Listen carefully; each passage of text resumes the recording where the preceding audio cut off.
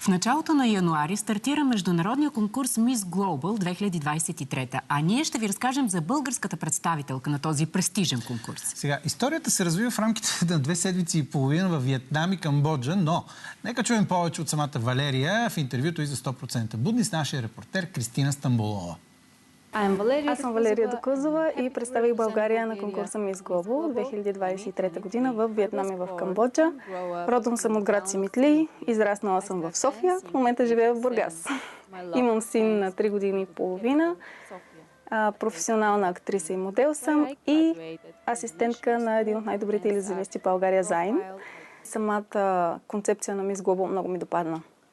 Хареса ми това, че подкрепят самотни майки с деца. Личните ми каузи, като домашното насилие, лично съм го преживяла и вече превъзмогнала. Подкрепата за дългото кърмене, защото срещнах много упреци за това, че кърмя детето си повече от 1 година. Успяхме да стигнем до 2 години и половина. И подкрепата за следродилната депресия, защото аз минах през много тежка следродилна депресия, без дори да осъзнавам, че я имам, която беше неглижирана от близките ми.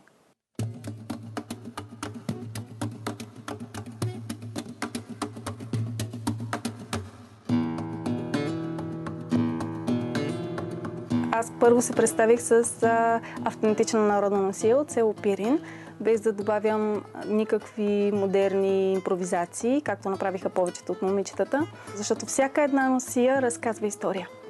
Цветовете, шевиците, продериите, всичко е правено на ръка. И ние трябва да се гордем с това.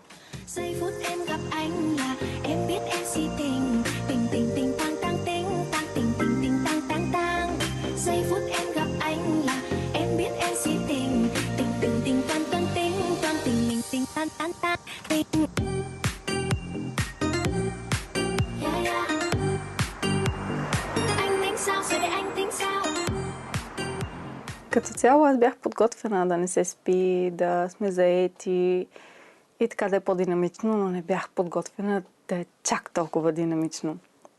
Сутрин ставахме към понякога 4, 5, 6 часа. Най-оптимално лягахме си вечерно време в 12-1. Имахме дълги преходи от Камбоджа до Виетнам с автобус. Много работа, много работа. Репетиции до късно, по 4 часа, 6 часа, даже последните дни сме имали репетиции по цял ден. И доста от момичетата вече накрая не можеха да издържат. Имаше едно момиче, което буквално припадна на сцената, на друго и се възпали крака, коста и се възпали. Много от момичетата с домашни вируси. На мен ми се беше възпалила лимфата тук и всичко беше едно цяло. Нищо не можеш да видиш, нито коста, нито нещо. Всичко беше подуто. Точно тогава беше вечерта с банските, когато трябваше да правим дефилето и сложих си косата отпред, за да не се вижда.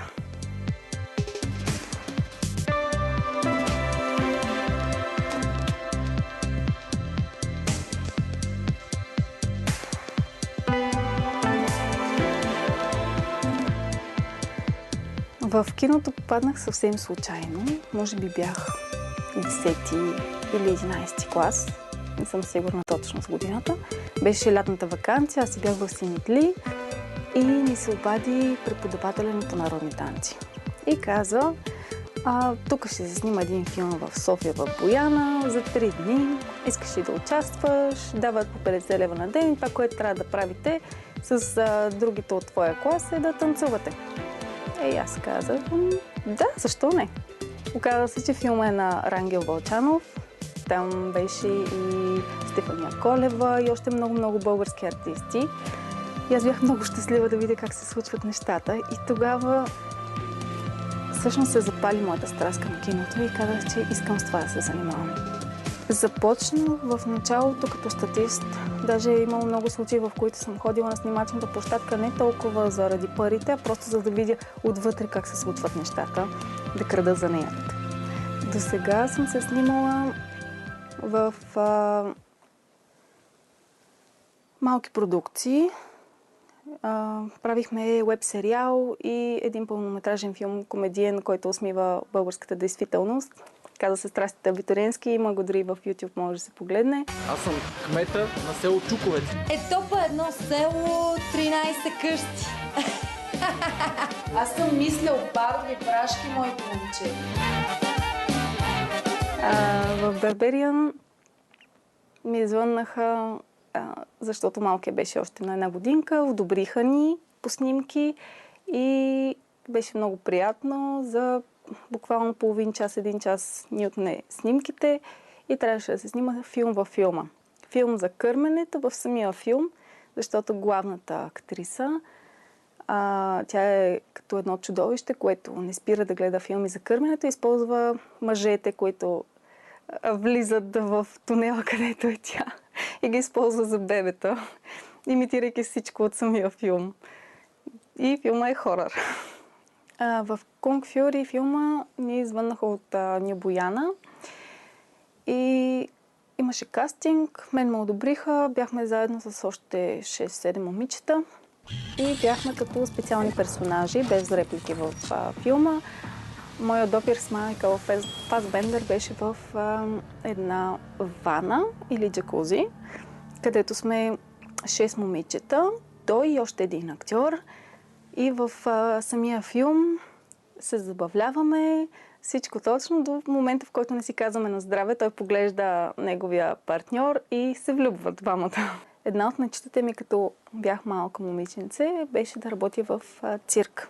Преди 2 години видях възможност да кандидатствам като асистентка на илюзионист, тъй като познавам предишната асистентка, която все още е жива.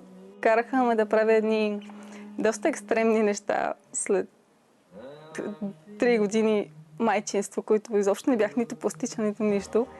Да се сгъна по доста неудобен начин и да вляза в една малка кутия.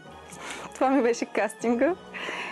И се оказа в последствие, че е имало над 10 момичета, кандидатки за тази позиция, те се спряха на мен. Като цяло, моята роля в това е да отвличам вниманието, да бъда красивата асистентка, за да не обръща внимание на това, което той прави. Иначе имаме доста големи илюзии, в които той ми маха главата, реже ме на 2, събираме в едно малко купче, после изчезвам, после пак се появявам. Имаме и комедийни номера, в които аз го завързвам с едно стреч фолио. Загръщам го с един плат и после хоп, аз съм вътре в стреч фолиото. Имаме и други интересни, в които влизам в една кутия. Той разрязва кутията на няколко части, тя пада надолу и изведнъж хоп, аз се появявам в кутията. Имаме динозаври, имаме много интересни неща.